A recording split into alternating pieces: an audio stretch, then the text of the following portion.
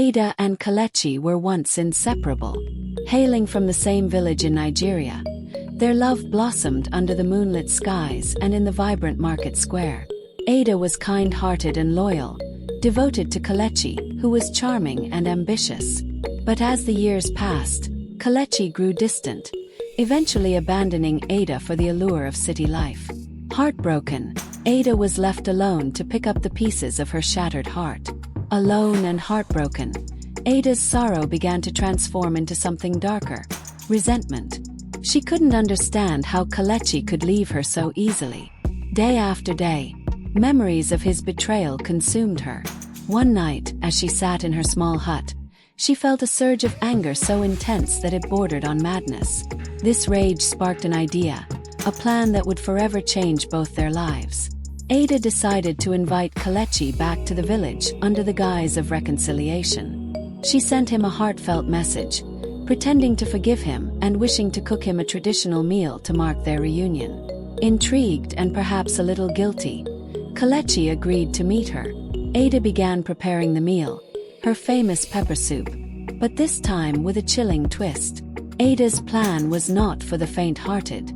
To make the peppersoup unforgettable, she decided to add something truly personal.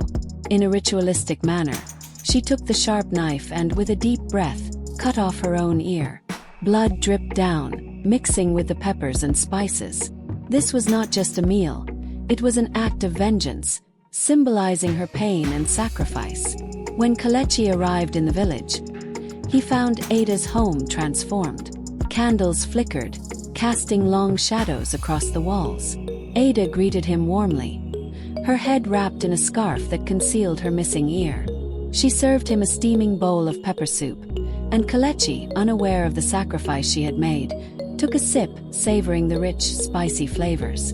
As Kelechi ate, he noticed something odd: a small, fleshy piece in his soup that didn't seem like the usual meat.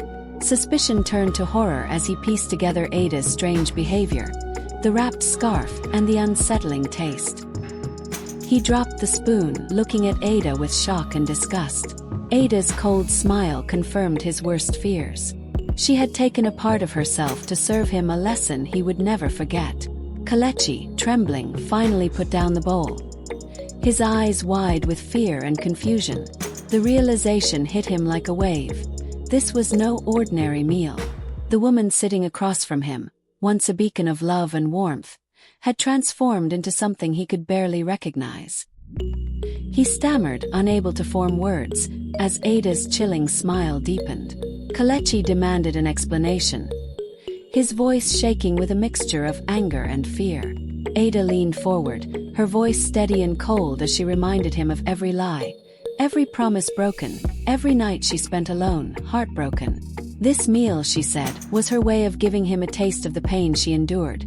A pain so deep, she could only express it by sacrificing a part of herself. Ada's last words echoed in the silent room as Kelechi, stunned and shaken, stumbled out of her hut. The village was eerily quiet under the moonlight as he made his way home, haunted by what he had just experienced. Though he would try to move on, the memory of that night, of Ada's sacrifice, would forever linger like a dark shadow, a reminder of the love he had betrayed. In the weeks that followed, Kelechi tried to resume his life in the city, but Ada's haunting gaze followed him everywhere. Every taste of peppersoup, every faint memory of their love, brought him back to that night. He began to dream of her, visions of her smiling face, her missing ear, her quiet, unforgiving wrath.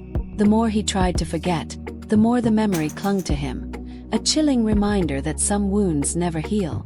Kelechi's life continued, but he was never truly free from that night. The peppersoup became a symbol of his guilt, a dish he could never eat again. Ada's act of sacrifice and revenge haunted him until his dying days, a curse born of betrayal. In the end, Kelechi came to realize that some debts could never be repaid, and some wounds were meant to haunt forever.